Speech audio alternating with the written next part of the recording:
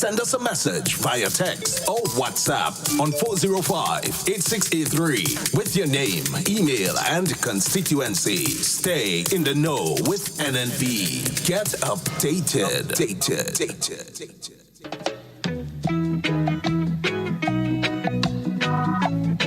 My enemies' walls are bound to crumble, and to the floor their spears will fall. I've been made and sealed with love, but time to battle, I'll find them all. I felt the whips and remember chains, but my soul has been forged by my father's flames. Fight your fears and heal your pain, and victory will be in your name. I used to be weak, but I'm not weak no more. I found the strength of my ancestors deep down in my African core. I used to be frightened, I'm not afraid no more. The Father blessed me with the heart of a lion and a warrior soul. So no weapon that form against I shall not prevail, and no man that rise against I, that war they shall never win. 'Cause I will conquer, oh I will conquer, yes I will conquer them. Come on, let's conquer, oh I will conquer, rise up and conquer them. Tell them no retreat, no surrender. I shall fight till the end of days. I was born as a Makai warrior, and the Almighty God my blade. Fire burn all Satan carrier. Father loose all shackles and chain. This morning first thing as I wake up, King David told Sam to the brain. Don't let your courage go down, keep it up. And if your heart rip up and stitch it up, don't let your faith them fall, pick it up. When my cup was empty, God fill it up. Don't take the devil contract, rip it up. And if your bad mind people, you go meet it up. Pass me the Congo drum and let me beat it up. God on my side, me no give it up. So no weapon that form against us shall not prevail. And no man that rise against us, that war they shall never win. 'Cause I will conquer, oh I will conquer, yes I will conquer them. Come on, let's conquer, oh I will conquer, rise up and conquer them. Thank you, Father. I want to say thank you, Lord. You are everything, Father. Thank you. Father, you alone shall guide me. No man shall lead my path. In the wind I hear your quiet whispers, and you heal my broken heart. Even some of my friends turn enemies, and they pray for right to feel. And remember you gave us your only begotten son, but we gave him the wound of love. Send down your warriors with the hello, they carry down to the end of days. No matter how the devil try trick me, unto you my soul I will give. Father, I know this time is coming, I can see the high tide raise. Without you there is no other. Could there be that will in my soul? No weapon that form against us shall not prevail. And no man that rise against us, that war they shall never win. 'Cause I will conquer, oh I will conquer, yes I will conquer them. Come on, let's conquer, oh I will conquer, rise up and conquer them. I am a man. I am a champion. I am a warrior. So who are you to tell me that I cannot make? Who are you to tell me that I am not the greatest thing that God ever created? Good morning, Grenada, Carriacou, and Petite Martinique. You're listening to Hard Talk Grenada. A very special good morning to those of you joining us on 97.5 CitysoundFM, 89.5 CRFM, 91.9 and 91.5 RealFM Radio, 92.9 Sister Rail Radio broadcasting from Hillsborough, Carriacou, and of course, 94.9 We Noise Radio out there in Brooklyn, New York. A very special good morning to those of you joining us on the live video, whether it's on Facebook, on YouTube, on Instagram, wherever you are. A very special good morning to you. And in studio with me this morning, I have none other than my co-host, Mr. Roland Bola. Good morning, Mr. Bola. Good morning, Miss Duncan. Good morning to our listeners. It's a pleasure again to be here with you this morning. We thank God. It's a beautiful day. It's Wednesday. Yeah, it's midweek. We are into the middle of the week. But it's the first time you're hearing my voice for the week, and that is simply because on Monday, very early as we came in and started off, or was about to start off, we realized we had some technical issues that had to be sorted out, and that made it virtually impossible for broadcast on Monday. And we sincerely apologize for that. It was no fault of ours. It's just systems and the fact that from time to time there needs to be updates done for them, with them. And if you don't do it in a timely manner, they will just shut down on you. And we really apologize for that. And yesterday being the post-cabinet briefing, which went on for quite a bit longer than normal. They normally scheduled to do about an hour. They went on for almost an hour 35, close to an hour 40 minutes. And with 10 minutes, 10 minutes before the end of the program, I just allowed Miss Duncan to have her say. She was enjoying herself yesterday without my presence. But be that as it may, we are here with you today. We are happy to be back. We want to continue the conversations we've been having. We want to be able to bring you information that is credible, information that is factual, information that is verifiable, that you can use, not, some watered-down versions that you read on the platforms, the social media platforms, and without any checks and balances. What we say here, what we do here is always verifiable, can be fact-checked, as we say. So let's sit back, let's relax, let's participate, give us a call. If you've never called before, we'd like you to. Please feel free to do that. Send us a comment via WhatsApp or Facebook, whatever medium you want to use. If you can't get in with a call, ask a question if you need to. We'd always try to provide the answers for you. And if we don't, we'd research it and we'd get back to you. Sometimes even before the next program, we do that. We get the information and we make direct calls to people and say the information you were seeking is ABCD or 1, 2, 3, and we know a lot of people appreciate that. We are not the repository of knowledge on that program here, but we do the best we can to find information, to bring it to you, to explain it to you, and of course, to answer the questions that you may have. Let's enjoy Hard Talk today, my friends. Absolutely. And as Mr. Bola said, we are going to open the lines very early. I think what we're going to do today is we're going to hear from you. It's been quite a long weekend, with Friday of last week being a parliament sitting of the Senate. Yeah. And then Monday we had some technical difficulty, Tuesday being post-cabinet. So we really haven't heard from you for this week. So we're going to open the lines very early. We're going to have an open discussion this morning. Just tell us what's going on with you. Tell us, or even ask us a question.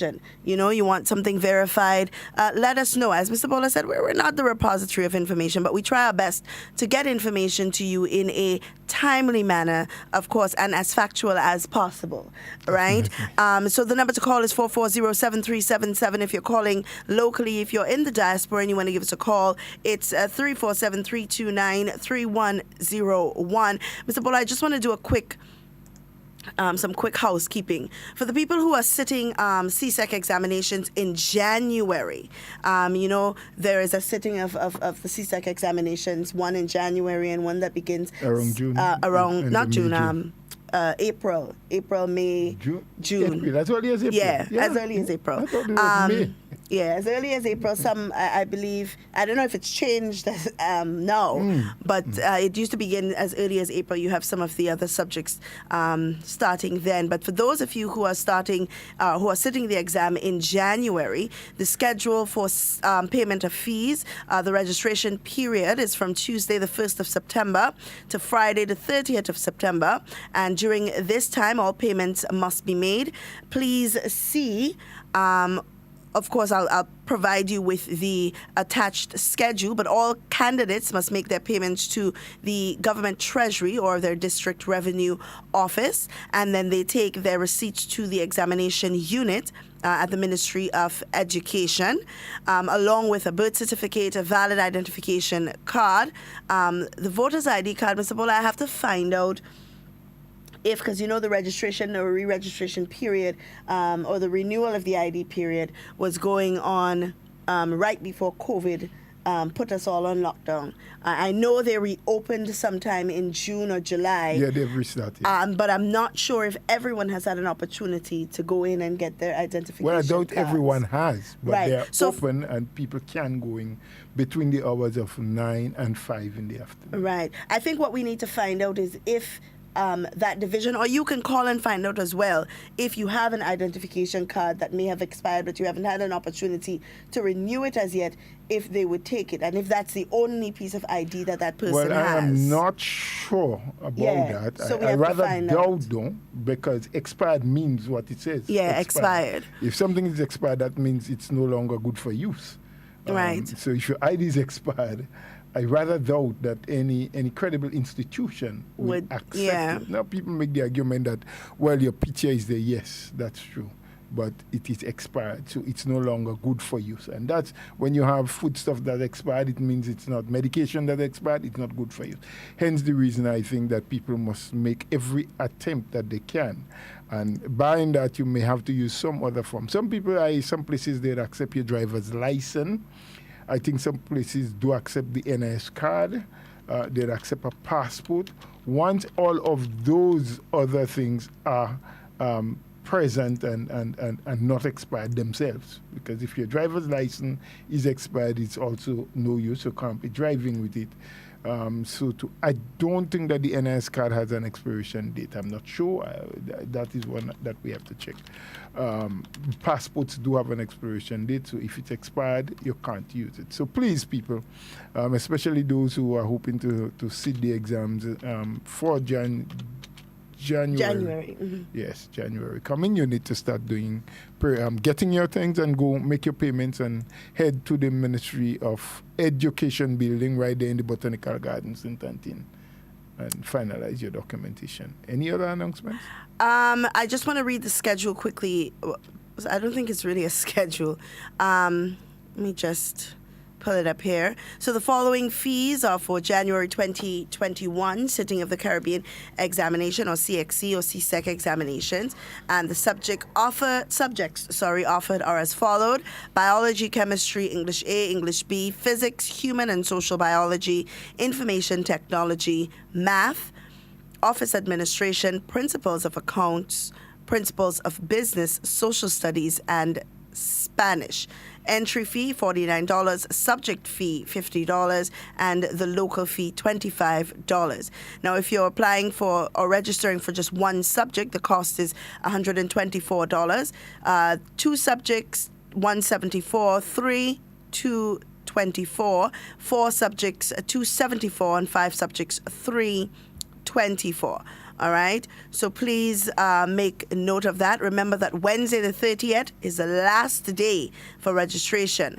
All right, and you can pay at the Treasury or at the District Revenue Office. So for those of you who are furthering your education, who want to sit in on a little CXC subject, right now we're in an era where we're using technology a lot. So maybe if you want to go and get information technology as a CXC subject, you may not have had it before, but you want to go in and get it now, then that is also an option for you. You can register through the ministry and go ahead and, get your subjects.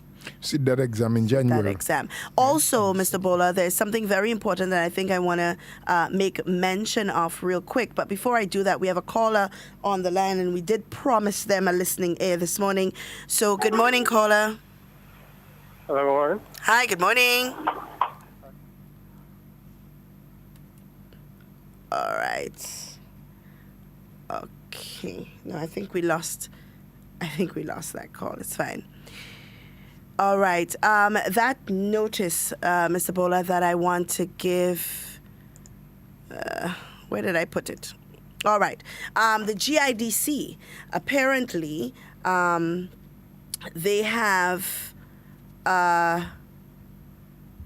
they're giving access to up to 75,000 EC dollars through a grant financing program. And I want to just read to you quickly what it's all about. The enterprise business development component of the Climate Smart Agriculture and Rural Enterprise being implemented by the Grenada Investment Development Corporation, or as we know it, GIDC, invites eligible applicants to register for its Batch 4 entrepreneurial training. That's batch 4. I mean, there must have been a batch 1, 2, and 3. Before, yes. Wow. All right. So eligible applicants includes underemployed and unemployed young men and women within the ages of 16 to 35. Successful applicants can access up to 75,000 EC through the grant financing program. Deadline is September the 14th. 2020. All right. To register, you have to contact the office at 444-1035 or 439-9492 or 439-0541. What we'll do is we'll post this to our page after, so interested persons can go ahead and apply. I mean, these are some really good opportunities for young people to take advantage of, to hone in on their entrepreneurial skills. And I think that is one of the things that this government has really tried to push: entrepreneurship, getting into your own business, being able to build your own business. That is something that they have really tried their very best to, encourage young people to do. So for those of you who are unemployed, those of you who are underemployed, that is a great opportunity for you. Mr. Bola? Yes, that is, and I really do hope that they would see an overflowing of applicants, because there have been so much complaints that there are not avenues, there are not opportunities for young people, and which is not absolutely true. There are a lot of opportunities, a lot of avenues. Many of them are not taken at the floodgate by the young people. Some people, when they speak about lack of opportunities, what they really mean is that no one is coming to my home and hand deliver something to me, right? And, it's time that we recognize there's not a lot of that happening. There may be one or two cases. What there is are opportunities where you have to apply, where you have to compete with other young people like yourself to get. It's no hand-picked and hand-chosen, cases. And I mean, go for it as a young person. If you can get a grant of $75,000 to start something on your own, I think it's basically in agriculture. Did it say that? I think it did. I don't know if I missed it. It didn't say. It didn't say that. No. Yes, it says of the Climate Smart Agriculture and Rural Enterprise Program. Yes, so it's how to do it. And Climate Smart Agriculture just simply means farming with the technology where you can now modify your way of doing it to fit in with climate change and global warming, and so the usage of greenhouses, and so sort of all-weather farming, whether it's very hot or it's very rainy, you will be able, because your plants will be protected. Protective agriculture, some people call it climate smart agriculture, others call it agriculture with the technology. So, I mean, it's really a new area that the young people should really want to take advantage of. Young people in a lot of other territories are doing it, and so too the young people here must get up and really jump to the opportunity when it becomes available and stop just sitting around on our hyenas and complain everything because we expect these handouts all the time. All you right. know? Yes. Also, the Caribbean Coding Academy, they're training, then they're hiring. All right, they're asking to apply now. The start date is the 14th of September 2020. Free certified fiber optic installation training for young people, again, ages 18 to 35, both male and female, and they're training in fundamental fiber optic technology, troubleshooting and maintenance, fiber splicing terminations, testing, and the course duration is 6 months.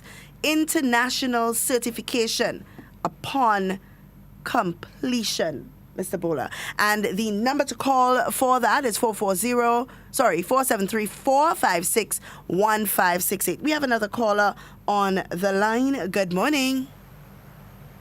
Good morning, Ms. Duncan. Hi, good morning. I missed you yesterday. I didn't miss Mr. Bola, but I missed you yesterday. I don't know. Mr. Bola, you alive? You around?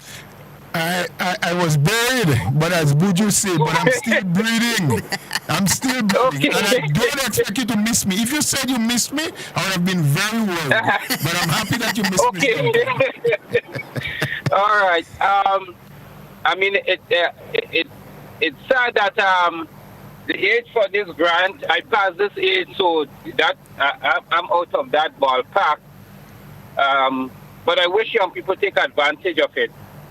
But what I want to ask this morning is that I'm seeing a video going around with some meeting that they had with Minister Boswing and another gentleman, and he got angry.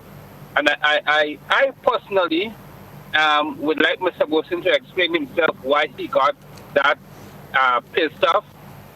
But one of the things that I'm concerned about is that a lot of people talk about corruption in Grenada.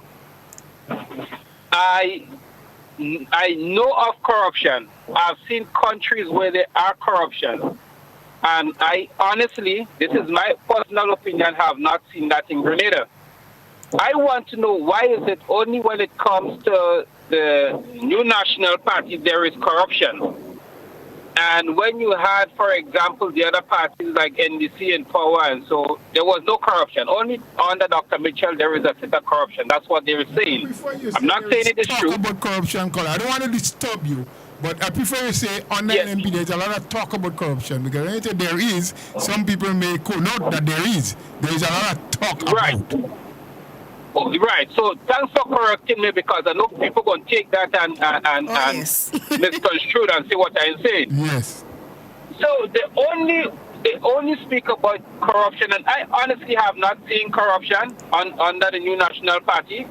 If these people want to know about corruption, they don't have to go far. There are other islands around where there are corruptions. There are countries on different continents where you have high level of corruption. I think Grenada is in a good stand. But you see, our problem is, as a people, we don't like to invest, we like to talk. Yep. So we're going to talk because we know better. We are professionals. You understand? We are professionals about everything. But we don't want to invest in Grenada. And if we invest in Grenada, the things that we're going to see things in a different light. We only want to sit like on the grandstand and just talk, run our mouth. And also, I got pissed off, and after this, I'm going to leave somebody as they get a chance. I got pissed off, I think it was yesterday morning, when some guy called and talking some kind of foolishness to Shaggy about the Bible say don't wear masks. I mean, I never say that. I never see that. I mean, I read the scriptures. I've never seen in the scriptures where it says don't wear masks. I mean, it is common sense. If somebody has a medical problem, you go to the doctor, because the teacher advised the gentleman correctly, the child correctly, go to the doctor, have the doctor make some kind of, I don't know how you call it, But have a doctor. Just a letter. Just write something to say what the child's condition may be or the individual condition may be and what else they will advise them to do as opposed to wearing a mask if they can't. That's it. Well, that's it. And because not everybody, because you have some people who have some condition, they cannot even wear a shoe. Yes. Or otherwise. So all you need is just a paper from the doctor. But when people lying and saying, well, the Bible says don't wear masks. I have never seen that. I've never seen that. I think as Grenadian people, we must start talking with sense and start understanding that when we speak, especially on the radio, is not only the people in Grenada that hears. Mm-hmm. You have people all over the world that listens. And this thing really got me pissed off, even though I ain't recovered yet from this thing. Mm-hmm. So, yes. So anyhow, have a good day. I wish Mr. Bosin could come. If you can get him, I don't know how your lineup is. I know you got a few minutes last week or week before. If you can get him to talk, see what was his frustration, because I honestly understand. Well, I am assuming that I understand his frustration, and that is that people is constantly lying and say there is a set of corruption, and then we only hear that when the new National Party is in power, when this is, in my honest opinion, from my observation, that is not true. All right, brother. We thank you. There's more from you? No, that's it for now. Well, I'm going to leave somebody else let they call. Right, great. Yeah. All right. We thank him for that piece. We thank him for his analysis of the situation. And, of course, while I am not in a position, and I suspect Ms. Duncan as well, to answer exactly as to why Mr. Boson got upset, I did not see the entire program. I did see a portion of it, and forgive me for that. I didn't have the time to look or listen to all of the program. So I'm not going to speak in relation to why the gentleman got a bit angry. Do we have another caller? We do. Okay, let's take them. Good morning, caller. Hello, good morning. Hi, good morning. Good morning. Good morning. Hi, how are you, sir? Good morning, Mr. Bola. Great. But the gentleman just finished, was wondering why is it they always speak of corruption when the NNP is in office. And not just about only when the NNP is in office, you know. Every time they hear some news of some major project to take place in Grenada. Well, you're looking at my paper. I just wrote that down when the man was talking. Always is somewhere in Grenada. Every minute there is some project to bring betterment for the people of this country. You're hearing about corruption. Yeah. You know, the word corruption sometimes confuses you and wonder what is really the real meaning. Yep. Because, you know, I listen of corruption where charges of corruption have been laid against individuals where they get sentenced for a certain amount of years in prison now, who still have court pending for. I know heard of anybody in Grenada. Anybody in Grenada have been charged at that level where corruption is concerned in Grenada. Of any corruption in Grenada. But they keep with the same word corruption every time a project is on. To take Grenada from one to the next. Like them guys have a hate for Grenada and they just pretending they love this country. They can't up where they is over yonder. They ain't send back a suit for nobody. But they privilege to go on social media, put up a thing, who they could fool, and even involving themselves as well. Because this behavior is just about you only go continue to fool fools. I remember very well when Grenada was in a state after the international airport was built by the revolution, late 70s, early 80s around there. Grenada had nothing of international standing to call after they said the international airport. After you left the international airport in Point Salem, you could have right to Grenada, total embarrassment. Everything. You move from the airport just there, a mile or 2 miles or so, to where you call the major capital. We'll look at what was the market and what was the bus, what the bus was to be. A whole conflict that was there. You had the bus, you had the garbage, you had flies, you had the vendors. Everything now. A whole total mess. And no, like Grenadians didn't really really what was going on with us. It was so embarrassing. We had the tourists and the lumber and the cargo, everything was together at once. All these things, Grenada didn't consider in, we couldn't stay in that state. We have to move out. We're only speaking of international standing. We must come from that state. And I mean, this thing was done so easily and so smooth. I think that is what really affected them guys and them. Because some of them was wrong. They was privileged. If there was not in a government, but they was privileged to advise, and they didn't have that advice at all. And today there's been so much things been done. So much things been done. And like they don't want to acknowledge the fact that, come on, you may not hate somebody, you may not like them, so then they don't have a reason. But come on, when something is good, say it's good. Yeah. But it's bad, it's bad. But why everything you just keep pressing? You're seeing Murdo telling me it's cake. You're seeing Stoner telling me it's cheese and then kind of a thing. Why you keep playing games with people, trying to use your intelligence to see if you could mama guide people? Yeah. When you well know the truth. You know the truth. The truth is that we had been experienced of a lot of governments already from 1974 to now. And the NNP government is the one that's been proven to be the government that has looked at Grenada at a different angle and realized we can't stay where we have to move. And here comes Grenada in the state as it is up to this time. Road throughout Grenada, electricity, telephone, water, these are things we always have, but it was never privileged to the entire country. Yep. Electricity, water, and telephone are always there from a lot of years, but a small percentage of this country was privileged to it simply by the people that was running the country wasn't looking at the way the NMP and the upcoming are looking at it right now.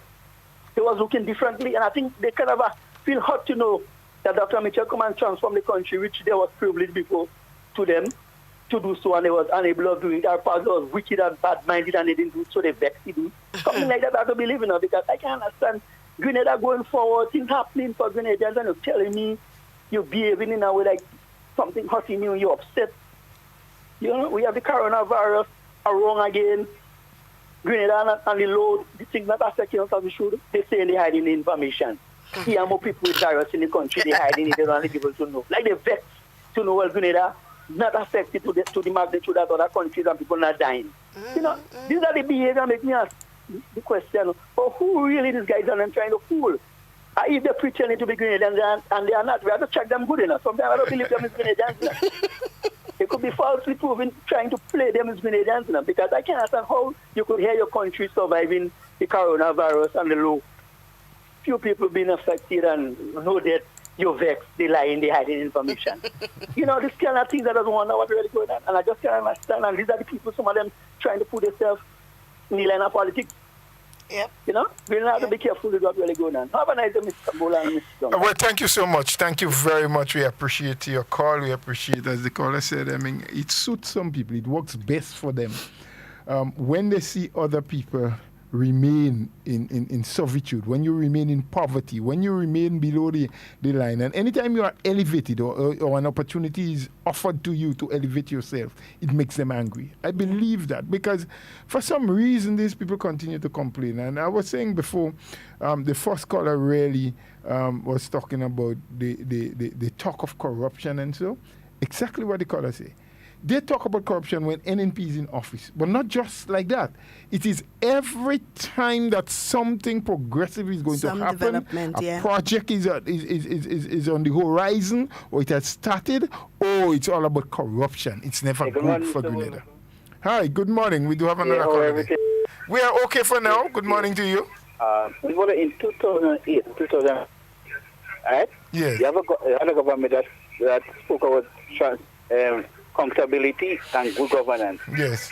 And a lot of things was going on under the government, and things was had the Grenadian people have no idea what was going on. Remember Parliament closing for 6 months? Mm-hmm. The Grenadian people don't know what going on there. Salaries are paying late. Everything going on wrong in the government at the time. The Grenadian people have no knowledge of what is going on in the country. But look at NNP. The government is transparent. They don't hide nothing. What they're doing, they let the public know. Right? And see, I always say to people, when people accusing people of corrupt, and they do what they say is not true, it's them are corrupt. Most of the time. And when people leave the corruption, they can never talk about something else. But only corruption they see in front of them. Only corruption that will come out in the mouth. You look at what is happening in the world with the coronavirus. Not one of the persons that there talk about corruption ever give any advice to the young people or the Grenadian people to what to do to prevent themselves from the coronavirus. What they're doing, they're encouraging them to go out and outside and do what they want to bring back that coronavirus to their family. Alright? To the family. You know, I want to say to the Grenadian people. People talk about corruption. Alright? Let it talk. But according to Adam was saying, the Grenadian people know what is good Carriacou, and we know the government that is care and the government that is looking at and seeking for the Grenadian people. We look at the achievement this government is doing for the young people. Because when the government do the achievement for young people, they not only doing it just for them to come and work in public service, but giving them the opportunity to open their own business. So when they open their own business, they could employ other people to work along with them. What is happening in 2008, 2013? Many of the young people's home, sitting by the roadside, hindering people who planted in the garden. But the government, this government right now, the poor people and the seeking, the investing in the young people. They even say the young people is the future of tomorrow, please God. We have to invest in them. We have to invest in them. So I want to say to the Grenadian people, right, and those who the opposition who talk about corruption, they need to change their life. They need to turn their life around.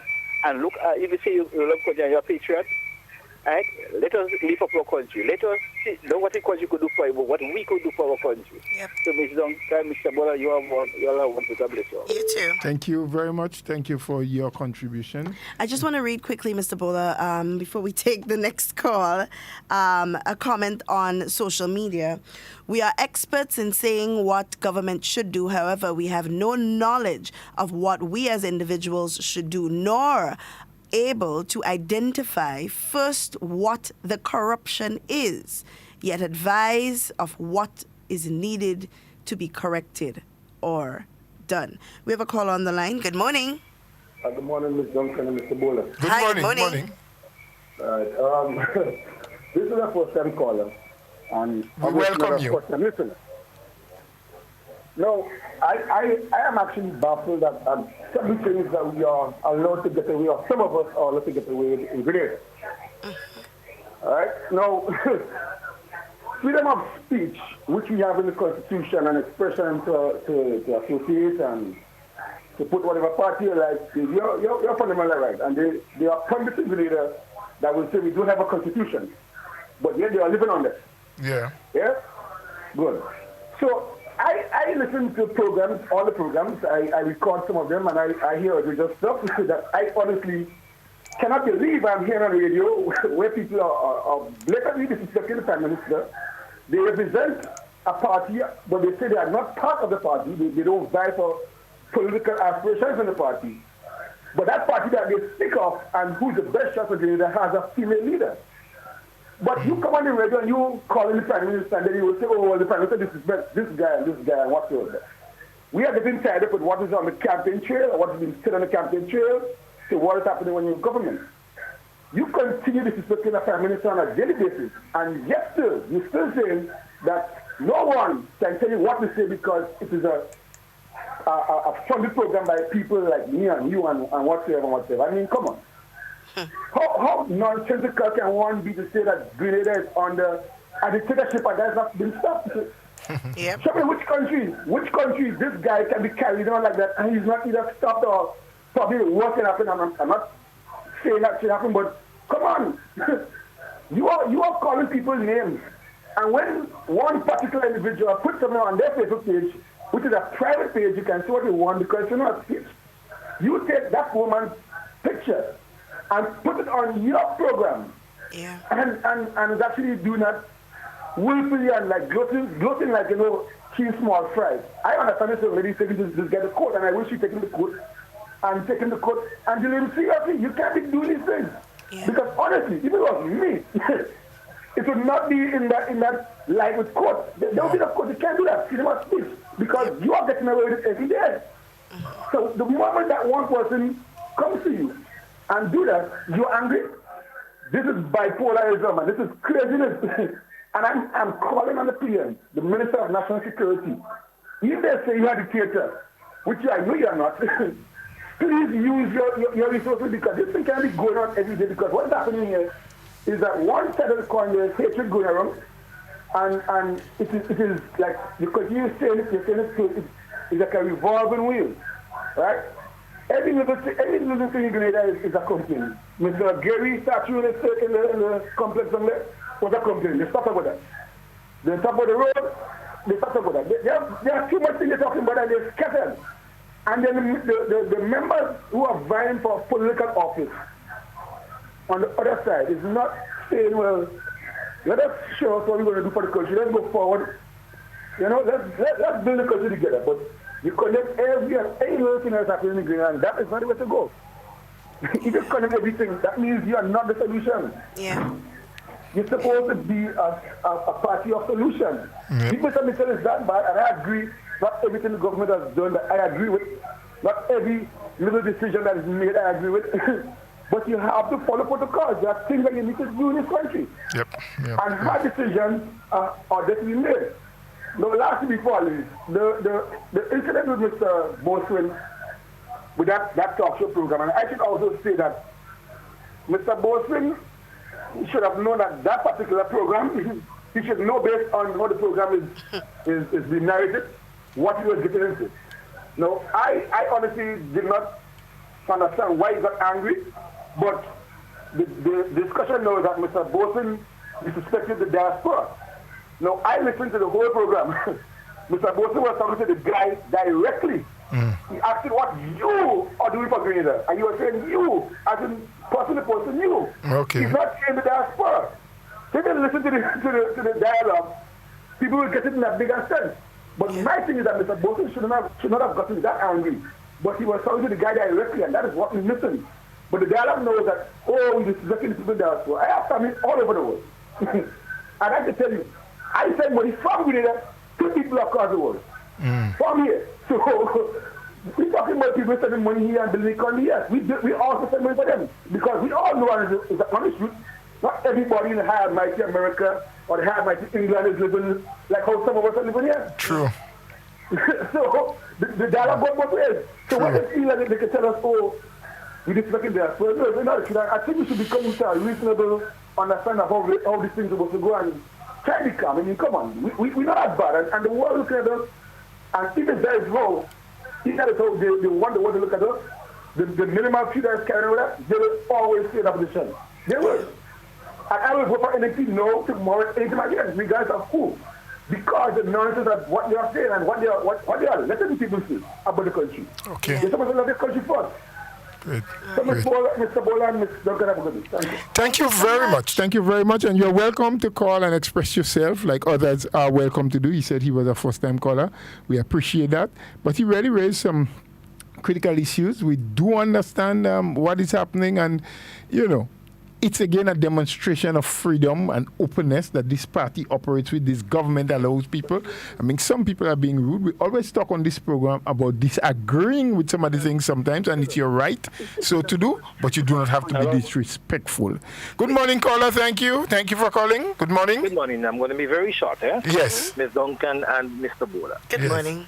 There is a disease in Grenada when young people, try and do certain things, and when government try and do certain things. I remember a couple of people tried investing, Grenadians. And you know what happened? The ones who fight them down, just as how they are fighting down the government because the government, are supporting investments and so on, the first thing they cry out, you're dealing with drugs. You're money laundering. You thieving. And that is the culture of most Grenadians here. You have some of them who have money and they just want to see it make moss. They would not invest in young people. I hear some people talk about agriculture. And Mr. Bola, you were a minister of agriculture for many years. And I'm still a farmer up till today. Right. Now you have invested in agriculture. Listen to me. They're not investing in a boat. Some of us think that agriculture is just about going and plant stuff. Mm-hmm. When I studied agriculture, right, at the university level, I was taught that agriculture is the cultivation of both the land and the sea. to produce food for the growing population of the world with the use of science and technology, maximizing that. Am I incorrect, sir? No, you're very much correct. Very And well. let me just pinch in here quickly for you that our capacity in the sea in terms of our ocean space is 70 times, I'm not talking specific Grenada, is 70 times the size of our land space. So, I mean, we are unlimited with resources out there in the blue. Great. The blue economy. Because I remember you participated in a meeting of the OECS. Yes. In that would have been in not Grand Beach, Flamboyant Hotel. Flamboyant, yes. And it was said that I'm talking about a couple of years ago. Yeah, I remember. It was worth $30 billion US. No, yes. Now we're talking about almost 5 or 7 years ago. If it was worth $30 billion then, how much does it worth now? A lot more. Yeah. So now some of them who talking, they ain't doing that. They're sending the children go and study to become doctors, lawyers, and so on. And let's just say nothing. Let's just say nothing is bad with that. Eh? Nothing is wrong with that. Right. Yes. But I'm saying though is the level of hypocrisy. Definitely. They would not invest a dime in agriculture. Yes. You see the farmers on the roads. They pass there. They don't even buy. You know, they prefer to import certain things. But whenever you find some Grenadians trying and invest in Grenada, and government give them certain concessions and so on, the first thing you hear is corruption. Corruption. You know, That's party hawks and party supporters. You know, So these people and them who I say, are more or less putting costs on us. No, for real, because you see, cost in a sense that it demoralizes people. Yes, You know? we understand. You may not be willing to invest again because, if they're not supporting you, well, then what sense does it make? But the same ones who will fight you down publicly will come in the dark of night and beg you for $1. And when they sit, they throw a motorcade and they run. I'll tell you something. A lot of them will say, Wagiti in drugs. They call up your name in all kinds of things, but they're writing a letter. They're going down and sit down there for hours to beg the same Wagiti. They will not even support a bingo, but they go in there quietly and pretending to be nice because you know why? They want a cooking gas. They want to go and do some kind of medical. But you fight them down in the name of sometimes politics, envy, greed, and hatred. We must stop that. And that's why most times I do not support motorcades and so on, because I see people fighting down people. I mean, we could do better, eh? Yes. I am not saying that you cannot objectively criticize something. Of course, you have to. I have no problems with that. But we must be fair and we must support good things and good investment because that is also needed. Yes. Because if foreigners see that Grenadians are not willing to invest and there are opportunities, I agree, come and do it. And then who wants to talk? Because you only put in money for the bank owners to make big profits on you and nothing for the little man. But whenever, government try doing something, it's all kind of nonsense and let me say too, I do agree with your previous caller. Sometimes, persons must decide on which programs they appear on and politely decline. Yes. I remember AG did that earlier, and some people would have said all kinds of things, but as individuals, we have a right. And Mr. Bola, one advice too. Yes. There is the Electronic Crimes Bill. Yes. And I find, as participants in certain programs, we should let the host know that I will participate in your program, providing no other person is allowed to record my image and put it out there. I am not participating in their program. You have that right. Okay. Yeah. So therefore, if something goes out inaccurately, you could hold the producer of that program responsible. We get away with a lot of things, but there are little technical things in that bill that can prevent a number of things from happening. Some people may think it is, a cover-up and so on, or you hold in public office. The mere fact that you hold public office does not mean that you can be liable. It does not mean that. Libelous. Yes. Yes. You know, You're right. so You're have right. a good day, folks. Thank you, and thank you for that. That was great clarity on a lot of things. And Mr. Bola, I know we must touch on it, because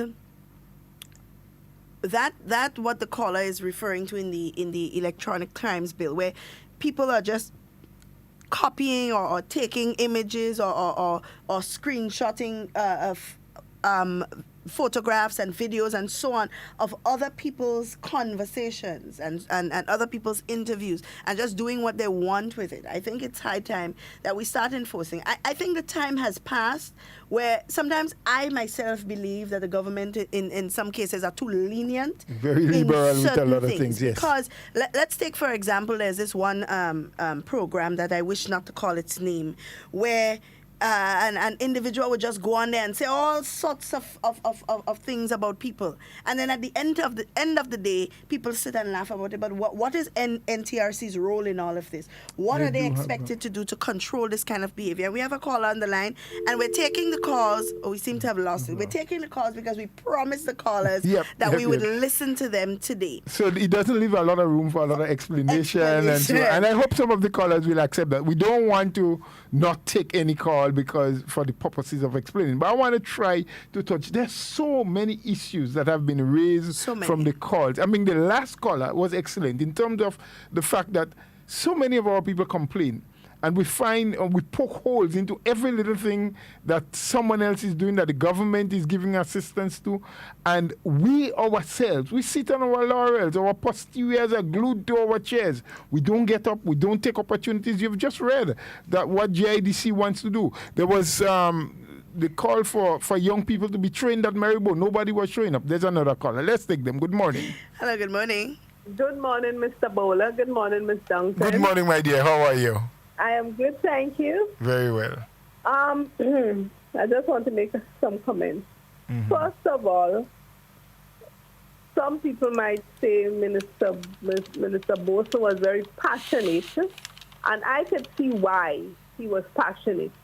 Because I, too, would be passionate if somebody keeps talking about how the corruption in the country.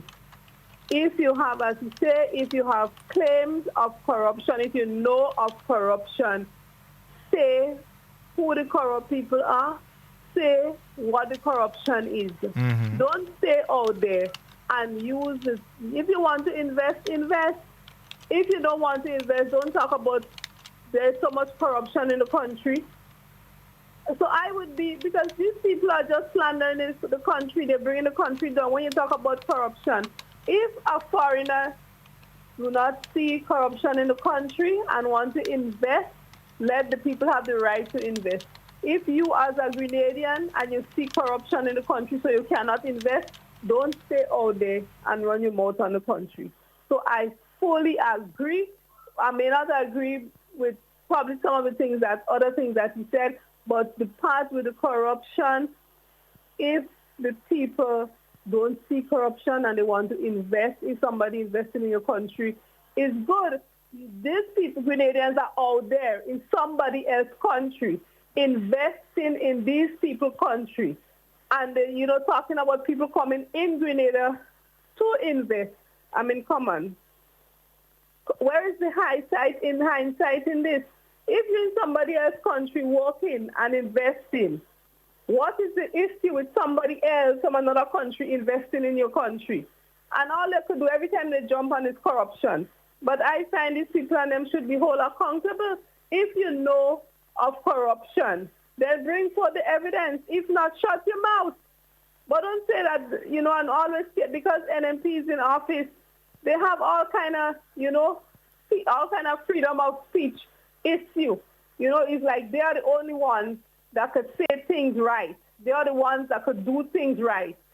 People talking about the government and the wrong. The government isn't doing nothing wrong. The government, everybody has their way of doing things. And so if what the government is doing, you may not be happy with it, you may not agree with it, but that doesn't mean that what the government is doing is wrong. So, people have to stop this. What I am doing is right, but what you are doing is wrong because it is me and because it is you. You cannot live two-sided. You cannot live one-sided, that what somebody else is doing is wrong because you don't agree with it. Everybody has their way of doing stuff. And what the government is doing, tell the government what they're doing wrong if they're doing something wrong. But don't sit down there and say, the government is not doing this and right, and the government is not doing that, doing right, and the government is corrupt, and the government is this and all kind of. The people in the public service that work for the government, some of them have no political affiliation. True. So when they talk about government, the government does not only mean the ministers, The government is made up of a set of individuals. Some of them NDC, some of them NNP, some of them have no political affiliation, some of them Christian, some of them non-Christian. So when people talking about government, the political affiliates there is just a few persons. So people have to be careful what they're saying, and what they're doing and how they live in. I would be passionate because I heard it. And I heard that thing, and people have issue with it, but I have issue. I have it with this guy that, and there's so much corruption, the corruption index. Corruption index could set the country on fire, but if you don't see the flame and you don't see the smoke, how you could also believe that it's on fire? So people, Mr. Bola and Ms. Duncan, you all have a blessed day. You be good too. Take your time. Don't let those issues trouble you too much. I know there are a lot of people that could be troubled about those statements. And the point is, they make those grand and brandish statements without identifying. They cannot identify and zero in and tell you. And I think from the little I heard, Mr. Boson was asking, identify. If you're talking corruption, tell me what it is. Who is involved in it? How is it affecting the country? And they just come with this broad tarpaulin that just spreads over everything. And here I am. I can't sit here and defend every single move the government makes. Yes? Because I'm not in government, but I know quite a lot of what is happening in government. And I have said it before, that sometimes I do believe that when government makes some moves, they should be a little more open. There are things they should talk about even before it happens. There are a lot of people that are interested in knowing, consultation. You can't, every move, every deal, every decision cannot go out in the public for consultation. Hence the reason you voted a government, because you trust the people that you're voting in. The representative in your individual constituency, someone that you would have put your trust in. The party that wins the election is a party that you feel you can trust. They have demonstrated over the years that they are interested in doing things that are going to benefit the country and the people of the country. So you put that trust and that confidence in them. And so you have to give them and have to continue to trust them to do the right things. And being human, sometimes things change, factors change. Sometimes what they plan to do don't always end up happening. The results that they get may not always be the results that they expected. And it is because circumstances may have changed along the way.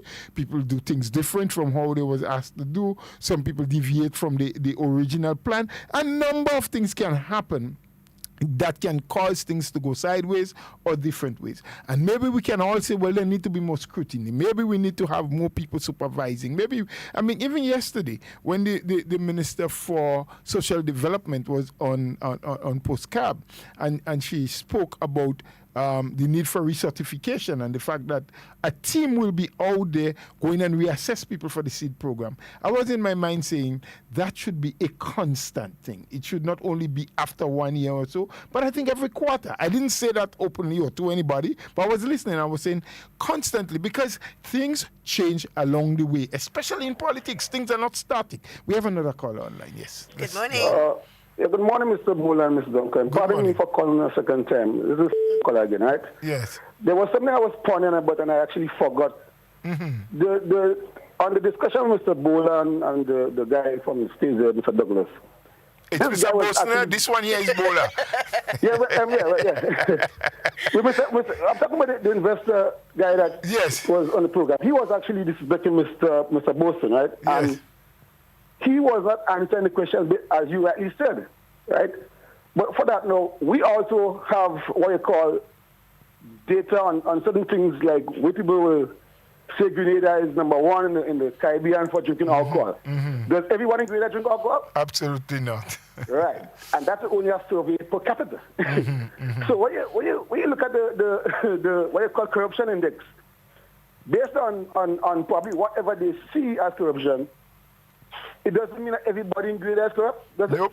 Nope. Because that means if Grenada is a corrupt country, that means the pastors are corrupt. Yes. The church goers are corrupt. Yes. The children is corrupt. Yeah. Right? So you cannot take a broad chaplain, like you said, and cover the whole country with corruption. And like I rightly said, people cannot be chastising a beautiful island like Grenada based on bad things, you know? And to the issue of seeing corrupt investors and con men and what have you, I put it in this simple scenario. It's like you go out to a function and you see this beautiful lady and you say like, wow, I like this lady, right? You would not know at that time if that lady has a disease. Not at all. But you go and you friend with her, right? No fault of hers, no fault of yours. Would you think she will tell you she has a disease? It is up to her, in all honesty, that, you know, she will tell you that. But in reality, that doesn't happen. Most of the time. Exactly. So you cannot say people that is coming here as con men and con investors. It happened. But if it happened, it's because you cannot see it. That is the reason why there are things in place right now to cover that away. The due diligence check and everything. Exactly. Yep. So by putting that past, it's like saying, okay, you refuse to forgive and you're just living bitter for the rest of your life. Yep. Life goes on. You have to move on. You know? So I just thank you for the opportunity and keep up the good work, you guys. Thank you very much again, too. Thank you again. Yes, and you know, the caller is extremely correct. We have to do our due diligence, which is being done. And the fact is, the country has invested a significant sum of money, time, and energy, not only using our local enforcement services, not only using the FIU, they are international, well-recognized and renowned bodies that are being used, that are being asked to help investigate and check into the backgrounds of various persons who want to invest. And in fact, the way the world operates in this present time, in this present era, it is not impossible, but it is very difficult for people to be hiding and transferring monies and laundering money. So did we get that one? Is there one? Yes, but Mr. Bola, I just want to say this morning, welcome to all of NDC listenership who tune in. I know they're tuned in because they're commenting. Good morning, Ron. Good morning to you. I'm happy to see that you're here and you're listening. It means that you're going to learn something today, right? We welcome you, but we also welcome your respect as well. This is not the other program. We don't tolerate disrespect on the here, right? So we're happy to have you. And for those of you who are listening but not commenting, good morning to you as well. We are always happy to welcome you. To hear facts, you know, and share those facts with others. Don't keep it to yourself, right? I'm glad you're amazed. He's amazed this morning, Mr. Bola. He's amazed. Yes. Good morning and welcome to you. But Mr. Bola, that video, I want us to touch on it. Okay. I know the young lady well. She's a member of our UTAM, a very active member. I know her to always speak her mind. I know her to always be honest. So for the individuals who took her video and made it sound as if she was going off, that the youth in the NNP they are so despondent and they are so upset and they are so discouraged. One thing I know for sure is that we always welcome open conversation among our youth. And that sit-in that happened where that video was taken from, that sit-in was a sit-in where the Prime Minister agreed to meet with the young people. You were there. You were part of that session as well. Yeah. And I would hope that you would speak also on the response, because I think the response is important. It's the same thing as that happened with Mr. Douglas and Mr. Boson. You know, they showed how Mr. Boson responded, but they never showed that area where he was disrespected that caused him to respond in that way. And nobody is saying that his response was the correct response or it was right.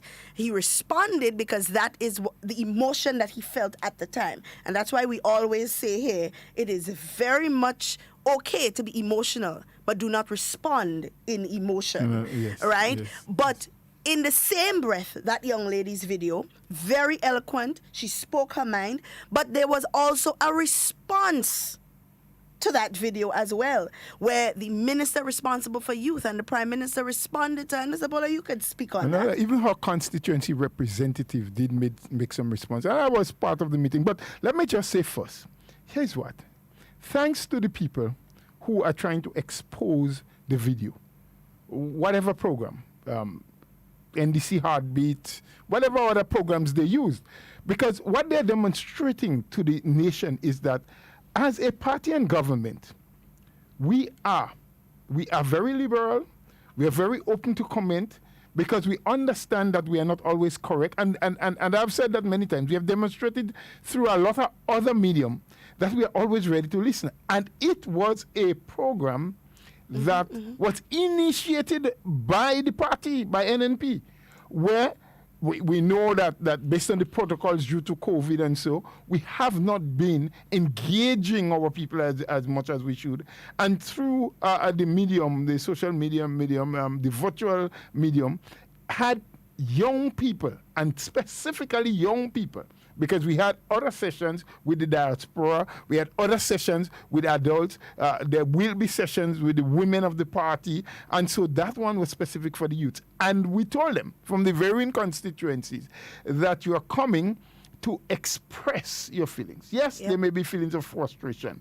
There may be feelings of shortcomings with programs, with things, with activities that the government is doing, that the party is doing. And therein you had this young lady who was given that opportunity, and as you say, so eloquently put out to the Prime Minister and his entire team, the entire cabinet was there to listen. And they all responded appropriately, because she was not the only person that did. But of course, I think her presentation was above all. It was the most forceful. The most forceful one. Interestingly, that for all of the concerns that she raised, which was noted, responses was given. Either for some of them, there were already things being done to take corrective action, or she was informed, now that we are aware, an investigation will happen and the necessary corrective actions will be taken.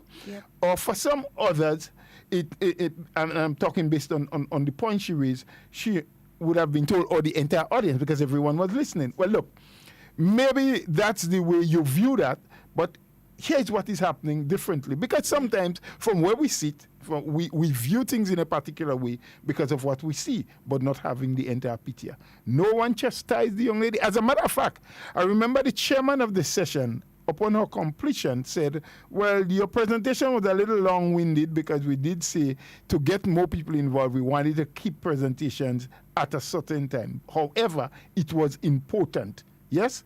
And he asked those who can give responses based on it. And they started. I think the Minister of Youth was the first one to respond, her constituency rep. Several others pitched in with whatever they could have, and then Prime Minister rounded it up. She was not chastised. She was not told she shouldn't have said what she said. She was not told that what she said was out of place, because that is what this session was meant for. Now, I want to ask those same people who think that by using that video, and who thinks that by doing what they're doing, they are making NNP feel bad, or making us feel that something is wrong with us. Whenever they had the opportunity, they are vying for political office. Have they ever had an open forum like that, giving young people an opportunity to express themselves? Have they, when they were and had an opportunity to be in government, did they do that? There's so much things happening for young people. And we are not saying that the party and the government is perfect with all that they're doing. Hence the reason there are sessions like those. Hence the reason the young people, the very young people that they're saying they care about, are being given the opportunity to express themselves. I mean, you have a prime minister and political leader who is prepared to sit for 3 hours and have his cabinet sitting with him, because they recognize that their duty and responsibility is to put plans and programs and to set the necessary conditions that are conducive enough that so many of our young people can move forward, because government cannot provide a job for every one of them. Government can help train them and prepare them, but can now help open up avenues where they themselves can become entrepreneurs, investors, can do things, small things, big things, medium-sized things, can join together, can do it individually. And so sometimes you want to hear their thoughts. You want to feel what they're feeling. Because at times when you are busy putting your hand in many different things, trying to ensure that, because remember, it's not only the youth you have to deal with. You have health to think about, you have education, you have agriculture, you have the environment, you have foreign affairs, your foreign policies, and how you deal with and interact with other nations and other countries is also important. Multilateral organizations and agreements that you have to adhere to. So it's not just one thing, it's a lot, and a lot of people and a lot of areas. So when you can give time and opportunity for people to express themselves, is wonderful. And I do hope that those who think that they can use that and twist it to make us feel bad, and to that young lady, I say congratulations to you again, and I say to you, do whatever you have to do, but of course we are listening, and we'll have more sessions where more young people will be given the opportunity to express themselves, to open up, to speak to us as their representative, and so we can know where we need to make changes, where we need to do better, where we need to make adjustments. All right, my good friend has been calling for the longest while. Good morning. Yes, good morning to you. Hi, good morning. How are you? Good morning to the doc. Good morning to you, sir. Sorry for having you waiting that long, but you know the calls are coming in so frequent that we get little or no chance to express and explain. I know you see the number coming up there, so all you have to put mark against that number, Job. Just put Job. All right. No, let me send you a posting. Yes.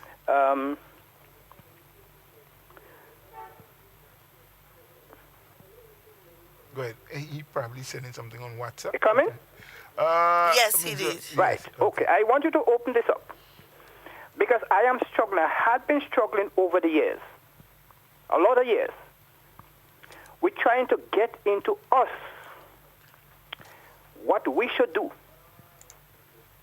In other words, to build ourselves and to go forward. I'm having a serious problem. Yes, we have government there. Yes, we want government to do certain things. But where are we in the scheme of things? What are we doing to ourselves? Yeah. We in little blocks all over the places, all of the monies we need that is needed to do things. But how are we going to come together? And that is my problem. How are we going to get our people to understand that unless we come together, we will be right here still? I want you to help me, so look at it and see what you could do with it. I think every home in this country, every black home in this country should have a posting of such. Okay. Yeah. Have a great day. All right, you too, man. Thank you so much for sharing with us. Going to pull it up, and I'll take a look at it. And you'll take a look at it after. Good. But Mr. Bola, we and I want for the people under here who, and I've seen the comments. I'm looking at all of the comments. I'm seeing what you're saying. Nobody said that anybody leaked any video. It wasn't a leak, and we will never call it a leak. Because the forum was a forum where young people would express themselves. If they feel like they want to record what they're saying and share it, then that's fine. That's up to them. That is fine. There was no regulation. There was no regulation. Yeah, we didn't put the problem is the manner in which it was used after. Mm-hmm. What they were saying, what was being said after, which took away from everything that the young lady was saying, you know. Yes. And made it seem like there was some fight. Yes. Or some breakdown in communication or so on. That is what communication is all about. That is why some husband and wife doesn't make it in a lack of communication, one-sidedness. There must be open communication, and that is what happened that afternoon. So I know you and your husband would always make it because you're always willing to communicate. Always willing, and I like to run my mouth. Okay. Thank God I'm not your husband and may never, ever, ever be. Thank you, Father. Good morning, caller. Good morning, Miss Duncan and Mr. Bola. Good morning, sir. How are you? And I'm glad hearing from the last caller, a good friend of mine. Yes. Because he and I have, we discussed at length. Yes. And I'm glad this morning he began by towing one of my main line, and I often say to him that I ask the question, where are we in the scheme of things? So where is the government and others might be trying to do things on our behalf? Just hold the line, please. Here you go. Oh, gosh, I'm on the phone. Go in the room with them. Yes, I just made a little and I was just trying to keep quiet. Yes, and so on in the schemes of things. And where are we? You know, we look forward to having the government do as much for us within the confines of the resources that it may have. But where are we in the whole schemes of things? I often ask that question. And I see unless we change mindset, we will be spinning up in mud. We will be where we are for a long time to come. But this morning, I just want to refer to, speak to maybe two issues. One is the visit at the Grenada National Resort Project in Liver to the area last Thursday. So last Thursday, I don't want to say it was a side visit, but I want to say it was a visit to the area, right, where that proposed development will be taking place. But, you know, I was very much disappointed. So 2 days before the visit, 2 or 3 days before the visit, there was a consultation via Zoom. And a number of persons, concerned citizens, especially those living in the Liver Bakwe area, and some professionals, they voiced or expressed their concerns. And we heard them that, and I imagine that the concerns would be taken into account, into consideration. But so maybe some of the persons who were on the Zoom consultation would have informed others, their friends. And it had become, well, like a public visit to the area. But when I saw from what I saw, I was present, and I say, Lord have mercy. It was like if it was a protest organized by the main opposition political party, the NDC, because I've seen persons from St. George's, I've seen persons from St. David's, I've seen persons from, well, the supporters from St. Patrick's, especially East, and even West, and so on.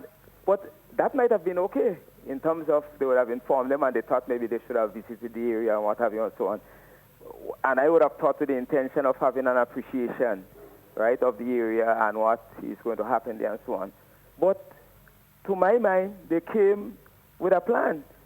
It was to upset and to turn things upside down.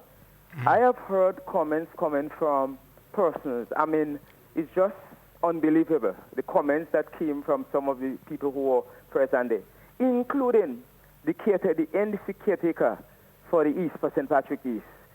Terribly disappointed, and I say, these are people who are offering themselves to represent people, to represent Grenada. I mean, I just couldn't believe it.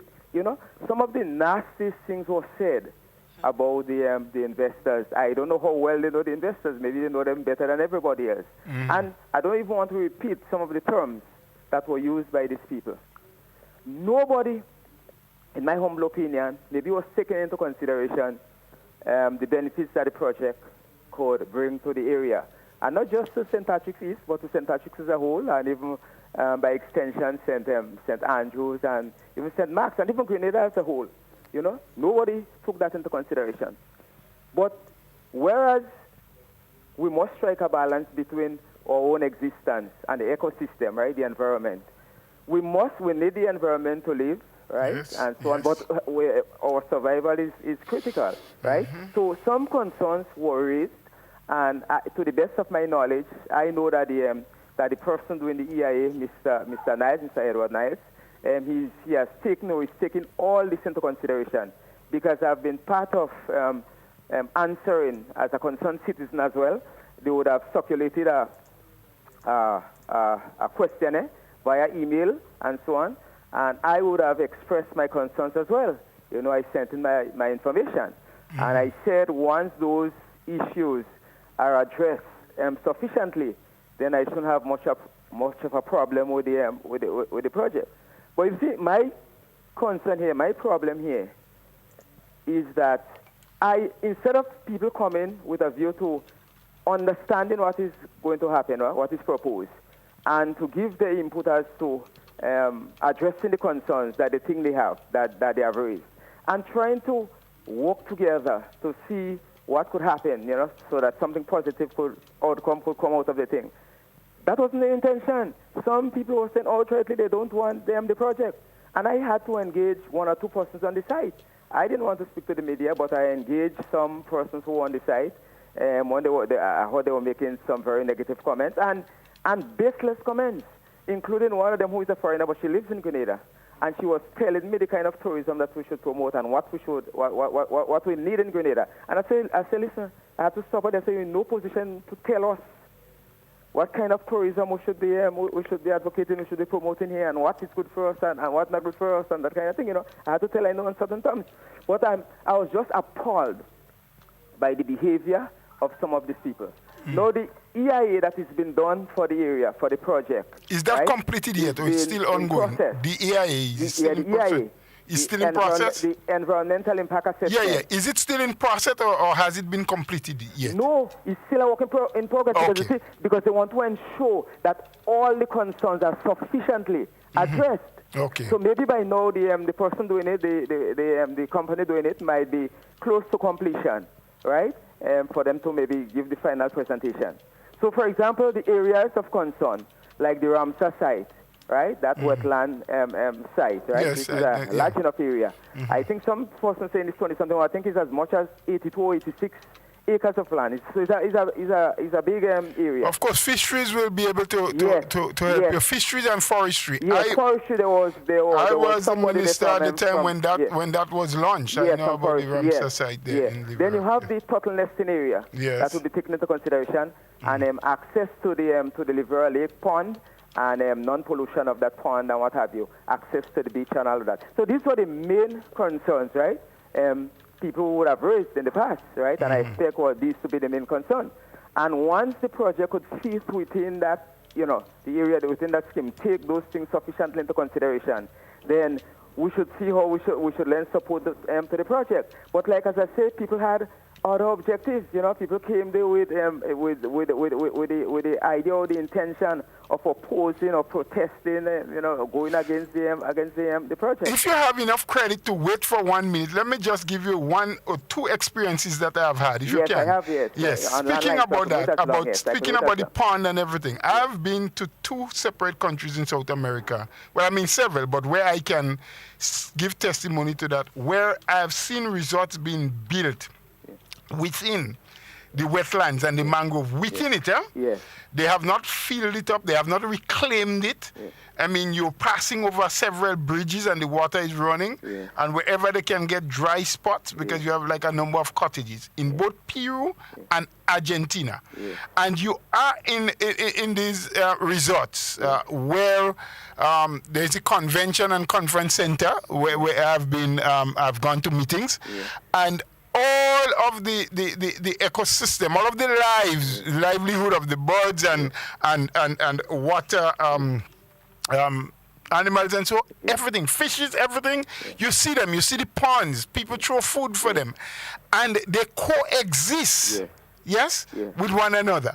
There's never been a problem. The forestries are growing. There are areas where they may have to cut a few to allow the buildings to exist, but they have not changed much the ecosystem. And sometimes I wonder why people in our country, and maybe it's a lack of experience, they've never seen it. I understand somebody was saying Rodney Bay in St. Lucia. I've not been there, but I understand. I've been to Rodney Bay. A lot of it is still very much like it was, but new buildings have been incorporated because Rodney Bay is kind of like that, was a swampy kind of area with trees, and so it's very modernized now. But the point at the end of the day that I'm saying, we need to open up our minds and our imagination. And of course, where we find that we have concerns, raise it. Exactly. Talk about it. But you see this outright and downright condemnation for everything that we're trying to do that may have a positive outlook. Maybe there may be some negative effects as well. And if you see them and you cite them all and you can highlight them and we can do the things to avoid them, I think that's good. Mr. Bola, I'm saying that I am not saying development at any cost, but development will have a cost. You would lose something in the process. In the process, right? yes. But you will gain in the back end. Exactly, exactly. But because I've never seen a building suspended in the sky, in the air. The base must be on the ground. Even though you see a skyscraper, it must be rotated on the ground. It must be based on the ground. Yes. So come on. So I mean, our people must become real, and so on. And I was, as I tell you, I was terribly disappointed with the behavior of these people and this outright condemnation. that was tantamount to disrespect because some of the language that they used and so on, totally disrespectful.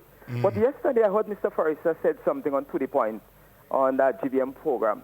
And I mean, I couldn't believe it. Mr. Forrester was totally misinformed because he wasn't there, but he was informed. And he tried to give the impression that the Minister Moses, would have arranged or planned that site visit. And those who were supposed to do the arrange the meeting for would have failed them miserably because when we got there, only to realize that people could not have visited the site. What is happening there now is that they are putting up some accommodation for the workers. So that is what is taking place now. And I shouldn't expect, and I don't know how people could have been expecting to wanting to go on the actual area they decided where the people were doing this construction, this prefab, or whatever they're doing there, and so on. And they try to make a big scene and try to give the impression that that was the intention, was for us to get in there and to see what they do in there and to question them and that kind of thing, and so on and so forth, and which is totally not true. So when I heard Mr. Forrester, he said it was, misinforming the public, it's just sad. It's just very, very sad. So what role do you play with the project? You seem to be knowledgeable about what's happening. So what happened, the gentleman who was doing the EIA, through another person from St. Patrick's here, so because he would have done an EIA for gravel and concrete while I was still on the job, when we were moving from the Queen's Park area to the Monash area, we faced similar problems up in the area there too, but not as much as in Liverpool here. So he did the EIA for us, right? So through another person here in St. Patrick's, he got in contact with me. So he had asked me when the first consultation, when the physical, not this one was not virtual, took place at the Anglican school, he had asked me to do the introduction for him. So I more or less I was, and so on. Okay. So the information was sent to me. So I've been going through the information and and so on and so forth. So that is why I have a knowledge of... Knowledge. So you can speak with some level of authority. Yes, so I could speak with some level of knowing of authority, right? Yes. So in that regard, Yesterday, just so close, yesterday evening, last night, I was just coming from the bathroom and my phone was ringing. When I got to the phone, I realized it was a friend of mine from the States, a Grenadian. Yes. As usual, he usually fire things at me. When he hear the sensational and sexy news, he would come at me. So he was telling me about this new political party that is being formed, that is in the process of being formed. So I said, well, I mean, you have one on me on that. I have not heard about that. So he said, a man like you, I have not heard about it. I said, no, I didn't hear about it. So we had our discussion as usual, and so on. And afterwards, he told me that after the conversation, he was going to send me the link. So he did send something for me, and I saw this movement for Grenada Union for Grenada. Hold on, just let me get it. Grenada United Movement, I think that's what it means. GUM.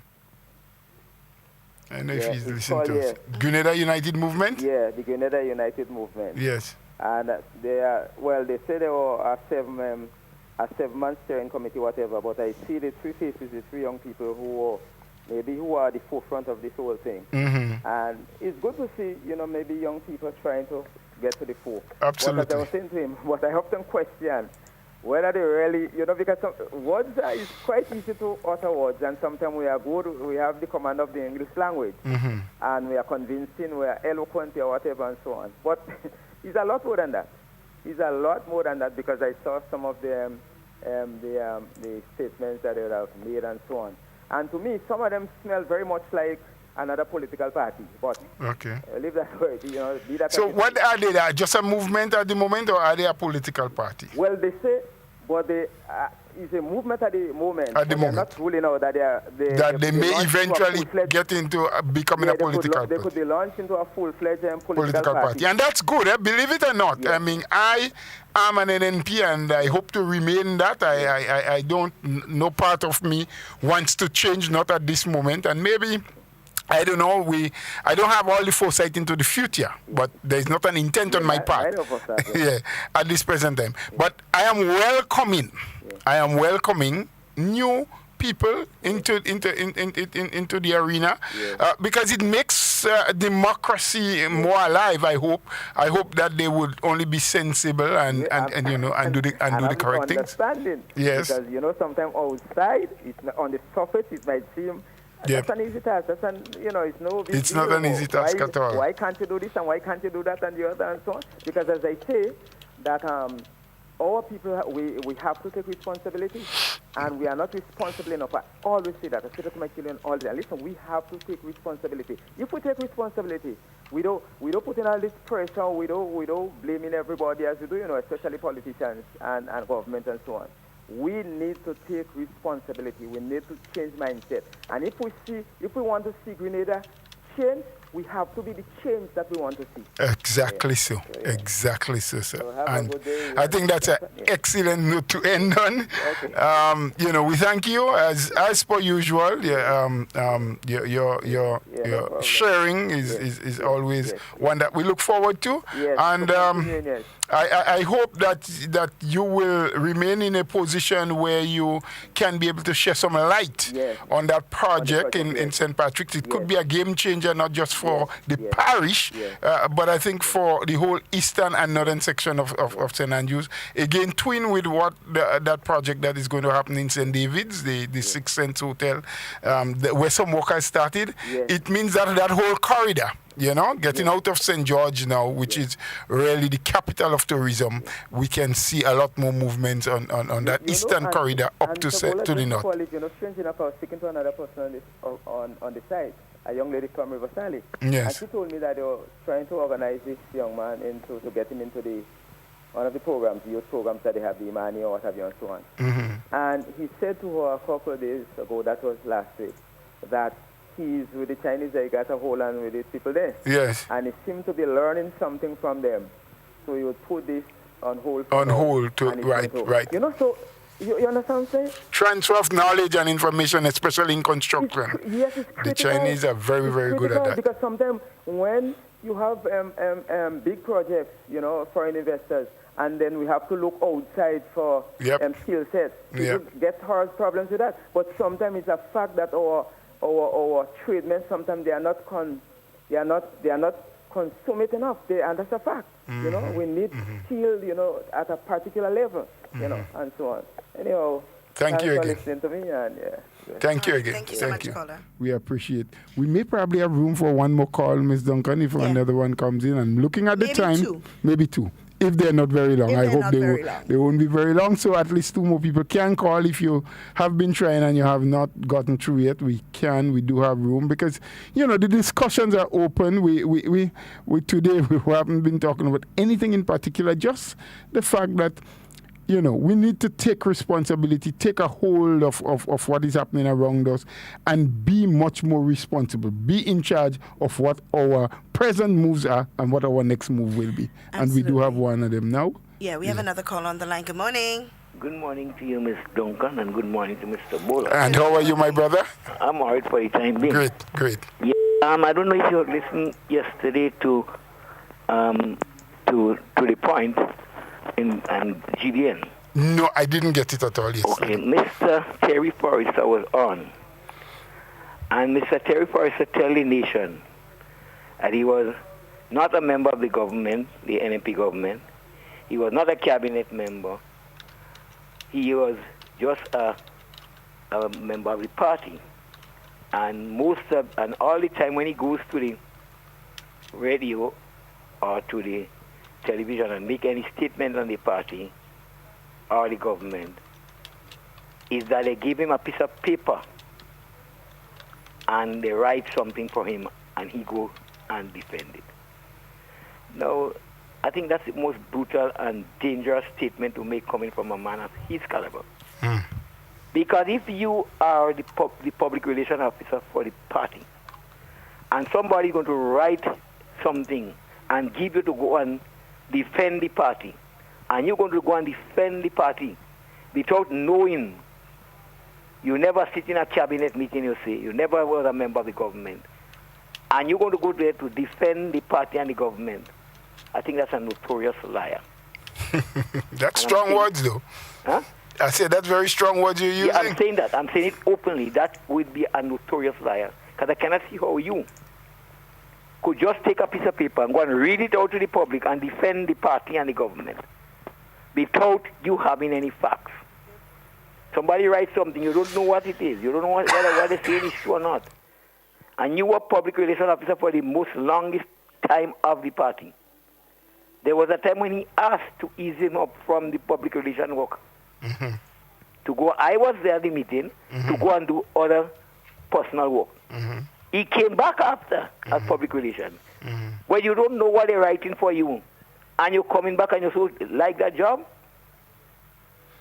I think you have a good analysis from what you're saying, because from my knowledge, he has been around, I think, as the longest serving public relations officer for the party. He has always been defending. But if you are going to offer yourself now to another party for a political position, for an alternative position, and you're saying that when you were with one before, for that long, all they did was wrote something and give you to go and defend, and you never question it. You never ask. And it is true that he is not and never been to cabinet, because he has never been a cabinet member. He has never been a minister. He has never been a parliamentarian. Neither was he a senator. So he's true about that. But I will question, if I am now going to be your new employee, if I am going to be the one that you're coming to now vying for a position to represent me, I will question your integrity and I will question your intelligence as well. Because if for so long you have sat there and allow yourself to be used, as he is saying, allow people to just writing and give you to go and say, if you have no knowledge about it and you didn't question it, you didn't check whether it is truth or not, whether it is moral to do or not, and you just did it, someone like that I would want to stay very far away from. I deem him to be a very serious hypocritical person. You don't make statements like that. Somebody asked him concerning the Mount Hartman project. He said he don't want to speak on it because he have that matter in court. Okay. But what he forget to tell the people, he was the biggest beneficiary of it. Okay. It wasn't Kit Mitchell. Okay. It wasn't Kit Mitchell. He was the general manager of the project in Grenada. Okay. He was paid. He told the nation that he was taking the people to court because they terminated his job. His contract. Right? He was the one that had a big car driving. He forget that. You know, that's what you call hypocrisy. Yeah. Highly hypocrisy. You understand? You don't do that. Because he said, when he left the NMP, he said it openly, that he is going to contest the election with a party. When the election date was called, he went into the election by himself alone. As an independent candidate, yes. Getting 87 votes. Today, and then he said that he's offering himself to the NDC. He don't know if they will accept it, but he's willing to work with them. So it shows me the hypocrisy of him. He's a gentleman I have a lot of likeness for, but I don't like hypocrisy in that respect. And I view that to be a highly hypocrisy. Somebody asked him, well, if you don't think you're going to be doing the same thing for the NDC now? And he laughed and he said, well, the taste is in the pudding. Okay. You know, that's hypocrisy. That's not all. If the government do something wrong and you want to criticize them, with all pleasure criticize the government. Because he talked about Mr. Dhaka said that they didn't have enough, they were not able to monitor all the projects that are going on. They didn't have enough inspectors. And I think that's an area the government has to look into immediately. If that is true, you can't have this amount of projects going on and you don't have inspectors to monitor and inspect, yes. Yeah. That's correct. So if that is so, it is an immediate stopgap. Let us hope that they have people in training for that, because it doesn't make sense having this amount of projects and you cannot supervise them, because we don't want projects we don't helter-skelter. So please, if that is true, he did say that too, but if that is true, I will hope that the government immediately have some trained inspectors to follow up on those jobs. Yeah. Thank you very much. You're welcome, sir, and we thank you for your contribution. We have time. We can take one more. One more, which would have to be short. Which would have to be short, because we want to, at the end of the program, we want to pay homage to the lady who wrote the national anthem of, what's her last name again? Is it Baptiste? I think she is Baptist. She passed away. Sad news. Yeah. So we want to pay homage to her by playing the national anthem. Would you do that before the program ends? Before the news, before the national report. Okay, so right we don't at the have a lot end, of time. we will pay some homage to her because she has done us a Proud. great deal. Proud. I have listened. I had the good fortune for my years of being in government, being a minister and traveling to quite a lot of places around the world for conferences and meetings, and so have had the opportunity to hear the national anthem of a lot of countries being played. And every time I listen all of them, and then I listen to our national anthem here in Grenada, I always feel that we have the best national anthem in the world. I have not heard all national anthems the world over, and maybe some of them are in languages that I don't understand, but just the musical piece, the instruments and everything, Grenada is lips above. Good morning. Hi, morning, Miss Cami. We're very good today. What's your name again? Miss Duncan. Miss Duncan, morning. Miss Duncan. Well, yeah, what day? Me, most times I don't have the credit to call, but I listen every day. Yes. You know, I just call Mr. Bola and Mr. Ann Campbell because I'm going to Grenada with some people. A young man from Telescope yes. that worked in a radio station assaulted me here yesterday. And the bus terminal 30 feet. The leeway is a measure is 30 feet. Yes. And come and assault me in front of my place where I sit down. I was sitting. Yes. And he come and assault me.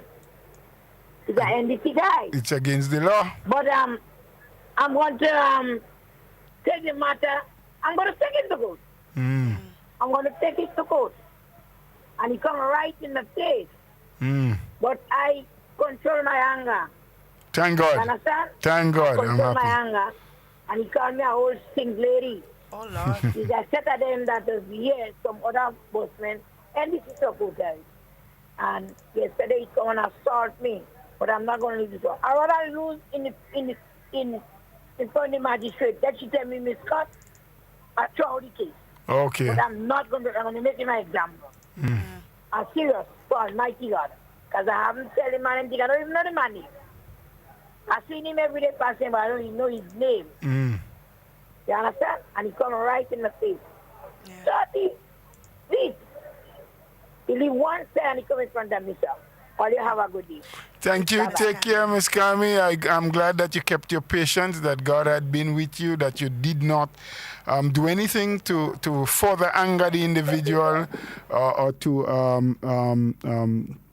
confront him in any way. And sometimes we have a lot of that where people, feel it is their duty and their responsibility to disrespect and to, say nasty things because we support different political sides. I say respect each other. I ask people who are supporters of the NNP all the time. I mean, if you want to get into a conversation with somebody, let it be civil. If it ends up into an argument or you start getting into an argument, walk away. Because, in the absence of facts, sometimes people start becoming very personal. They tell you things about you and about your family that can be hurtful and painful, and it can end up, into a situation where eventually you end up before the court, or it is not always a nice ending. So it shouldn't be that way. We should be tolerant enough with each other to accept that we have the right to support different parties, different political organizations.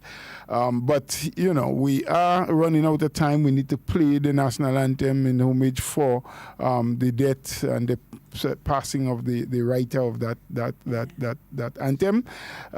Ms. Duncan, I think it was really a good program today. We have allowed people to call, express themselves, and they did, and they raised issues that we need to take cognizance of. And while I give the government and continue to give the government of the day kudos for a lot of what they're doing, whether it's programs in youth, in agriculture, in education, with women, the way they have handled and dealt with COVID issues, and for the continuation to press on even in this pandemic and difficult times, and the leadership quality that they have exhibited, the calm and the willingness to listen and to take cognizance of the concerns that people have, whether you're a woman, a youth, a working or unemployed individual. You know, I say kudos to the government. You need to continue to press on and to even do more and to make yourself more accessible and more available to the people, because that is how we're going to deal with some of the issues that are on the ground, by being there, by seeing it, by understanding, by listening and doing the best we can. You cannot fix all of the problems. I don't expect you to, because always the resources are limited, and I want people to also understand that. However, though, you must always listen, you must take note, and you must attempt, whether it is just by investigating an issue, even if you don't have the wherewithal to deal with and bring some corrective measures to whatever that problem may be. But at least you show concern by listening, by investigating, by documenting, and hopefully when the resources become available or the personnel become available, to deal with. Be in contact with people, and this government has been doing an excellent job, despite the fact that there are a lot out there who are trying to push things the other way, push things the negative way. Friends, we have come to the end. We thank you for all of the calls, all of the concerns, all of the issues raised. We do hope that we'll be able to be with you tomorrow. Please God, tomorrow will be a different day. Maybe the program will be of a different style, but you take care, continue to stay safe, stay alive, and we'll keep in touch again. Thank you. All right, guys, and we've come to the end of our program. And as we say here every day, in whatever you do and whatever you say, be safe and be secure. We always want to be talking with you, and we don't ever want to be talking about you. We're going to take this moment here to play the national anthem. Of course, we want to pay homage to Miss WeiVybz. She's Blackett. Sorry. Blackett. Yes. Oh, I know a teacher at the St. Joseph Convent, Grenville, of a Baptist. Sorry, and maybe that's why Baptist immediately came to me. Yes. And after that will be followed by the national report. Guys, it's always a pleasure being here with you in whatever you do, whatever you say. Be safe, be secure. Have a wonderful rest of your day.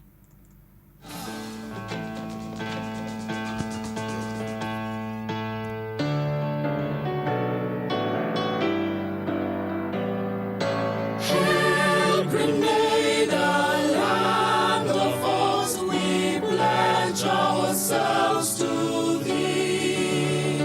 Heads high.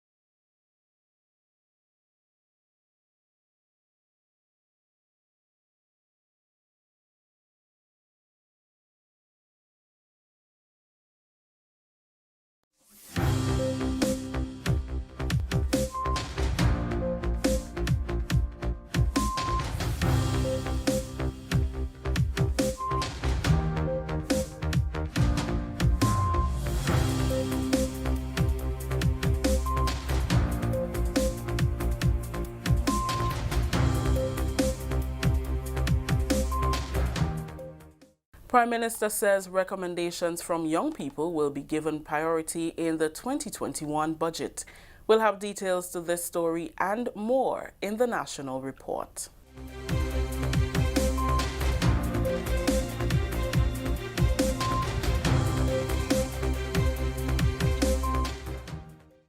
With the details to the news for Tuesday, September 8th, 2020, I am Rikisha St. Louis. Minister for Finance, Dr. the Right Honorable Keith Mitchell, has assured young people that their recommendations will be given priority as the government prepares for the budget 2021 in these very unique and challenging times. Dr. Mitchell was at the time addressing close to 200 young people at the 2021 Youth Budget Consultation, which was held via Zoom. Reiterating that planning for the budget during this time has to be critical, Dr. Mitchell said they must be innovative in their approach towards economic transformation. We have to look at ways of raising revenue differently. We have to look at the opportunities to transform our economy of our country. We have had established a task force that looks at several areas of transformational activities for our country. And these are also going to be utilized based on the results and recommendation of those task force. We are going to be using ideas from it and the whole question of revenue that we have to raise to be able to use that potentially for the budget period coming up. While Grenada has been lauded for its success in controlling the spread of COVID-19, Dr. Mitchell said the work must continue to search for potential opportunities and preparing for the new stage, since the country cannot be locked down indefinitely. Minister for Youth, Honorable Kate Lewis, says government is committed to ongoing policy growth, which must be felt by every sector of the society. She says achieving a robust economy with young people at the center of development means more opportunities must be created so that their voices are heard. It will take the innovation and commitment from you, young people, to move this country forward with the current challenges that's confronting us. We have proven that we are a resilient people, and I am confident that we can navigate the challenges of the new normal and the impact of COVID-19. Confident that we will find ways to make our young people more marketable, create successful enterprises, advance their education utilizing online means, and having the mental strength to make it to the end. The theme for Budget 2021 towards Vision 2035, recovery, transformation and resilience. Continuing the news, Housing Minister Honorable Delma Thomas says a percentage of the low-income housing units will be reserved for emergency use upon completion in 2021. Units in 3 of the 5 sites across the island are nearing completion. According to Minister Thomas, by the end of 2020, units in St. Patrick, St. Mark and Carriacou will be completed, with a scheduled 2021 deadline set for the remaining 2 sites, Bouchejou and Corinth St. David. During the government's weekly post-cabinet briefing, Minister Thomas highlighted the criteria in place for application of the housing units.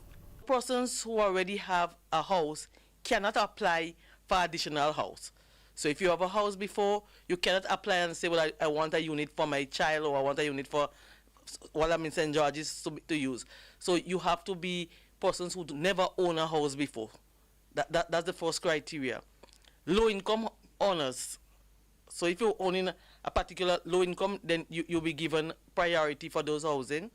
Also, public officers. So while we say low-income owners, there are public officers that will be able to apply and get these houses, and we're looking at our nurses, our teachers, our police officers, and other public officers within the public service.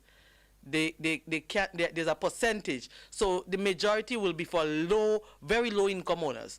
However, other persons within the public service can apply and get a unit of the Chinese housing. But there's consideration be given to persons in the constituency or the parish.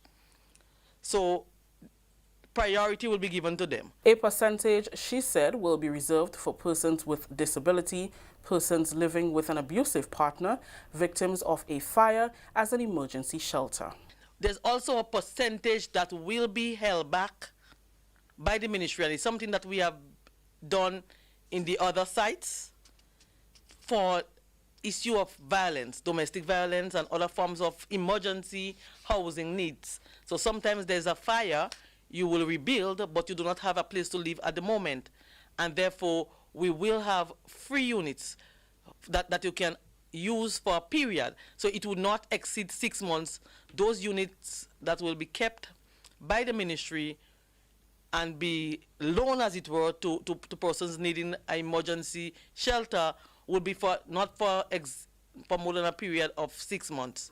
Prime Minister Dr. The Right Honorable Keith Mitchell recently told GIS that he's pleased with the investment made to remedy the issues of housing facing the country.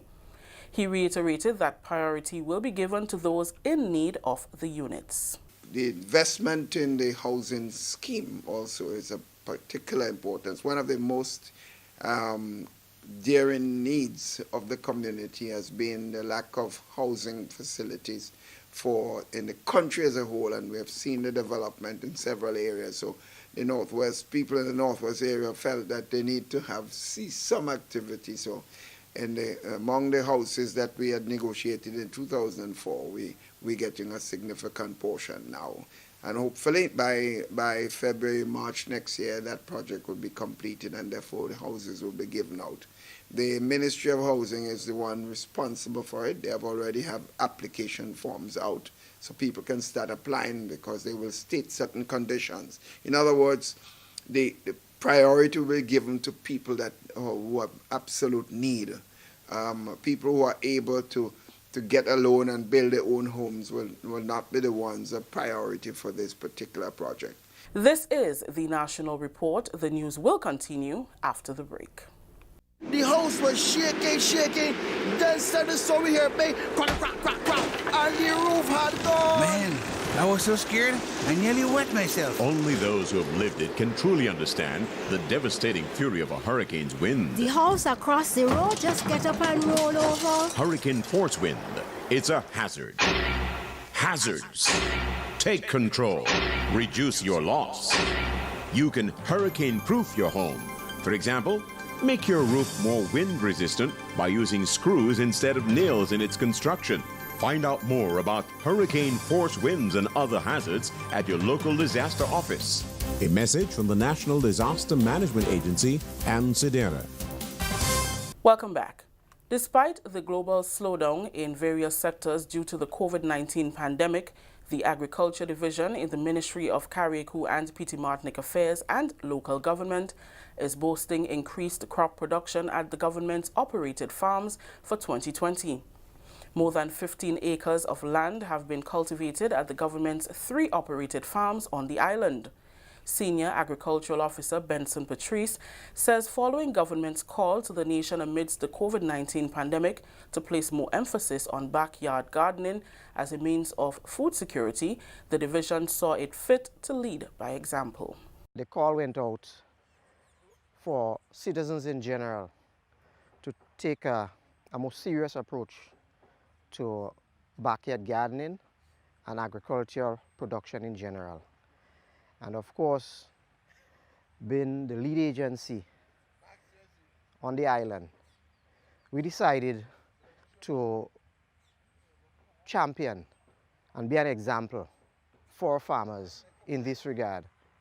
As a result, we decided to up our production at the 3 outlets, that is the Dumfries station, the Limley station, and here where we are at the Belly Plant Nursery. An excess of vegetable seedlings have been produced in a wide variety and sold to farmers, while over 170 gardens received the government's plough service. Patrice added that the data is already record-breaking in comparison with past years. This, he says, speaks volumes about the agricultural sector in Carriacou. We were able to produce this year in excess of 12,000 vegetable seedlings for farmers. And it's a lot, compared to other years. And all because we want to make planting material available to farmers, make it much easier for them to come to us, purchase the seedlings, and go to the lands which they would have prepared before and do the sowing out of those seeds. The ploughing service is really a true indicator of the amount of farming that takes place on the island. And for this year, we've seen an increase in the number of gardens ploughed. As of the end of July, we had about 170 gardens ploughed, right? And let's say 90% of those gardens were planted, right? We'll have an increase in food on the island. Patrice noted that as a means of promoting and encouraging youth to get involved in the sector, the Agricultural Division continues to run its 4-H programs throughout most schools, focusing on practical agriculture and life skills. It also provides incentive support under its Food Security Initiative program. Finally, in the news, the Ministry of Social Development will implement an 8,000 EC EU-funded initiative that will impart life skills knowledge to young men between ages 15 to 19. Man Box Passport to Manhood will target young men from Willis, Mount Horn and Mount Rich over a 10-week period. The communities were chosen based on statistics from the Magistrates Court. Social Development Minister Delma Thomas says 10 to 15 young men from each community will benefit from the pilot program, which will be launched on September 10th, 2020. The ministry's case workers have identified prevalent social issues within the identified communities. Additionally, a community assessment to appraise the needs, assets or resources were undertaken in May 2019 within the neighboring communities of Willis and New Hampshire, St. George.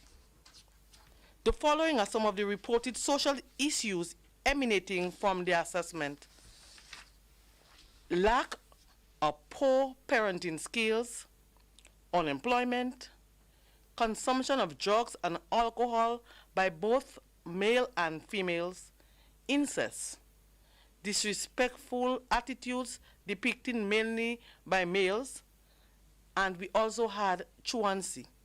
Certificates of participation will be distributed upon completion. The session will last for a period of 45 minutes to 1 hour every Monday at the Willis, Mount Horn and Mount Rich centers. Chrissy Warm Charles, Acting Permanent Secretary in the Ministry of Social Development, Housing and Community Development, highlighted the benefits of the initiative.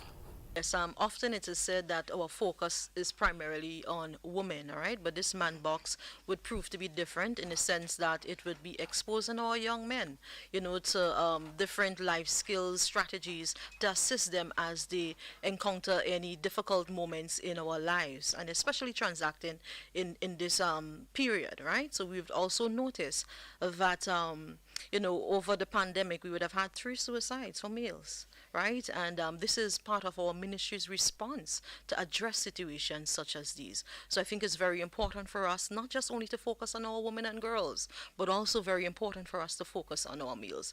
So I think this project would cover some of it, right, as we roll out it into the community. So we're asking persons to cooperate fully as we engage with our young men to ensure that they end strong and that no one is left behind. That story just ended the national report for today, Tuesday, September 8th. Let's recap the top story. Prime Minister says recommendations from young people will be given priority in the 2021 budget. On behalf of the entire news and production team here at the Government Information Service, I am Rakisha St. Louis saying thank you for joining us. Until next time.